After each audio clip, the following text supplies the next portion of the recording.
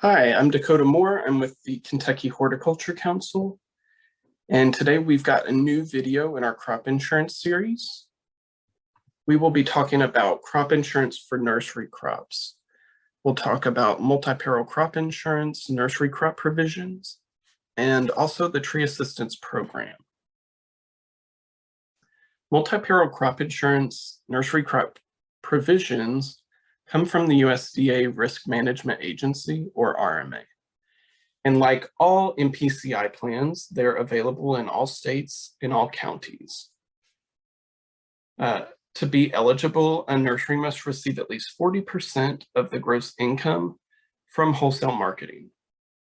So they can sell to landscapers, flower shops, garden centers, in order to get that 40% of the gross income in the wholesale marketing. But they can still sell retail, but they have to have that wholesale marketing aspect. And plants can be container grown, field grown, or both, but you have to insure all plants of each type. So if you're growing both types, you can choose to insure one, or you can choose to insure both, but it must be all the plants.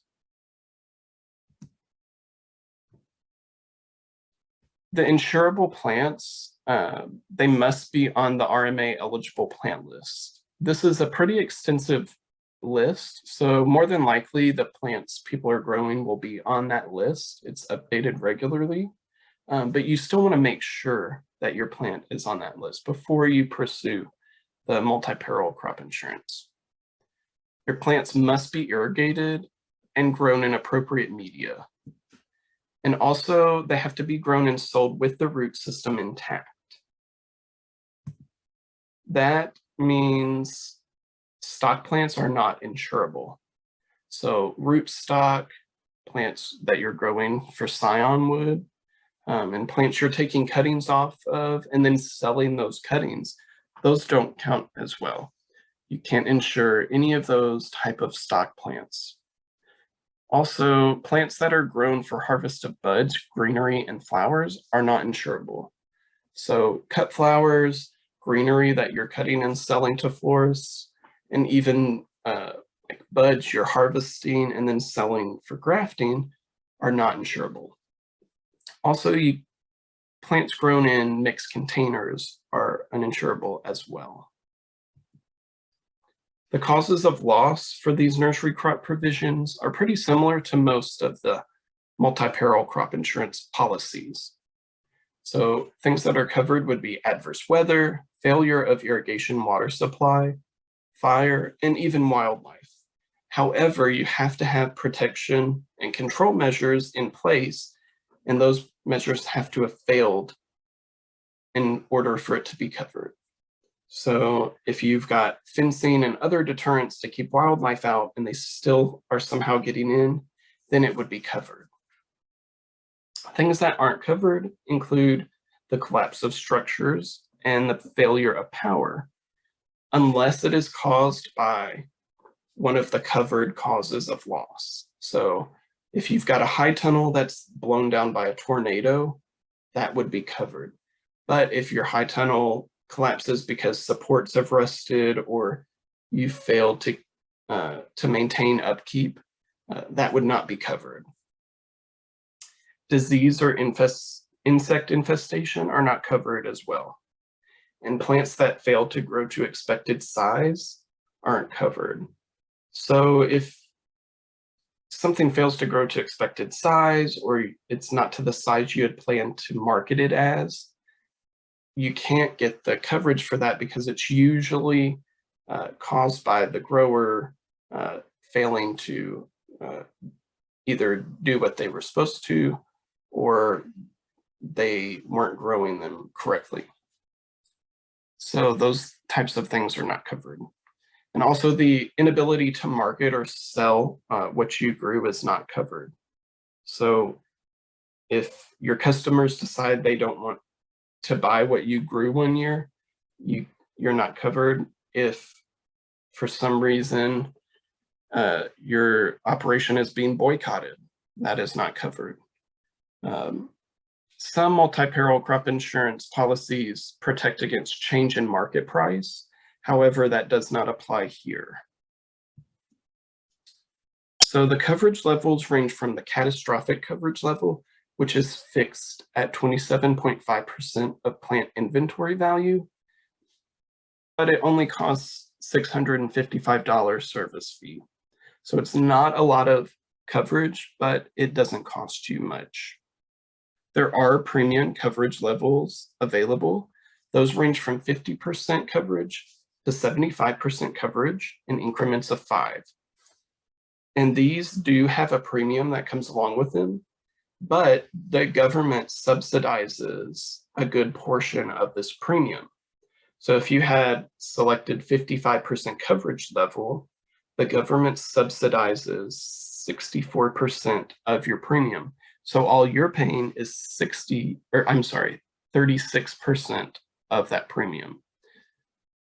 The highest you would pay would be 45% of the premium, and that's if you selected the 75% coverage level.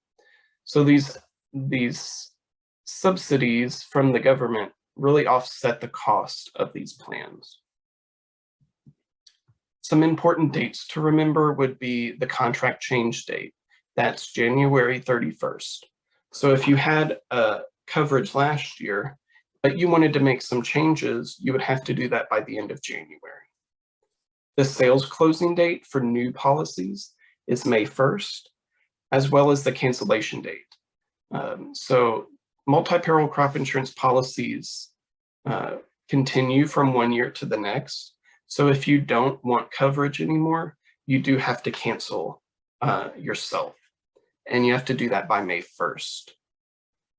And then on June 1st, the insurance period begins. So any new policies, any changed policies, and any rolled over policies start on June 1st. Now, if you've seen damage or loss, you have to notify your AIP or your approved insurance provider, also your crop insurance agent, of the damage to the plants within 72 hours of damage or loss. And they will work with you to file the claim for indemnity within 60 days of damage or loss. Indemnity is the payment you would receive if there was loss or damage. And now we'll move on to the Tree Assistance Program, or TAP. This is administered by the FSA, and it's available to nursery tree growers and orchardists. Now, they don't have to own the land that they're growing on, so they could be renting the land and still be able to cover their plants. And this is financial assistance to replant or rehabilitate trees, bushes, and vines that are lost to natural disaster or plant disease. So this includes ornamental, fruit, nut, and Christmas trees, and it excludes timber trees.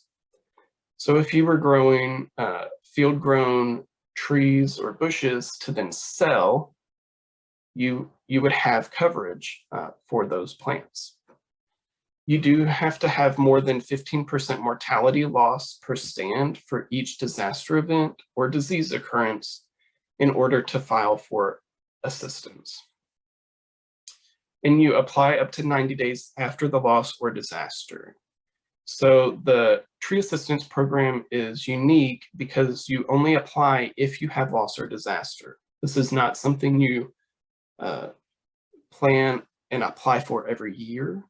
It's only if you've got that loss or damage. So it's sort of as a backup if you didn't apply for crop insurance in time, or you decided not to for whatever reason. If you did have more than 15% mortality in your stand, then you could apply for it. So it's just something to keep in mind if you're not protected or covered, and then a disaster or loss does happen. And when you receive a TAP payment, it will either be the lesser of 65% of actual replanting cost or 50% of actual cost of rehabilitation. So you're not receiving money based on the market value or what you would have received if that plant had grown to term and then you sold it, you're receiving money in order to replant or rehabilitate only.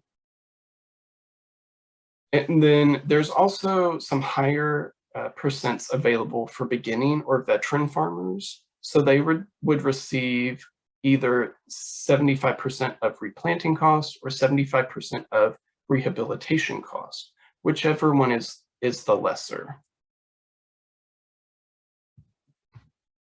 And a quick reminder, on our website at kyhortcouncil.org, we've got some resources on multi-peril crop insurance and TAP. We've got fact sheets, other webinars and videos, as well as a PDF version of this presentation. You can go on our website and look for crop insurance tab, and you can see all our videos, all our resources on other programs, in addition to the MPCI and TAP. And a quick reminder that our next webinar is on December 14th. That's a Tuesday, and the webinar will be during lunchtime. It'll be 11:30 Central and 12:30 Eastern. It's just a 30-minute little webinar about whole farm revenue protection. If you haven't registered for that or you would like to register, just go to our website and you'll find the link to register. And then on December 28th, we'll post another video like this one about vegetable, fruit, and nut crops and their crop insurance options. And then in the new year, we've got live webinars planned for every second Tuesday of each month. And then we'll also have some supplemental recorded videos as well. We'd like to acknowledge funding from the Southern Extension Risk Management Education and the USDA National Institute of Food and Agriculture. They provide funding for this webinar series to help specialty crop growers be protected and covered and hopefully be the best growers they can be. Thanks for watching.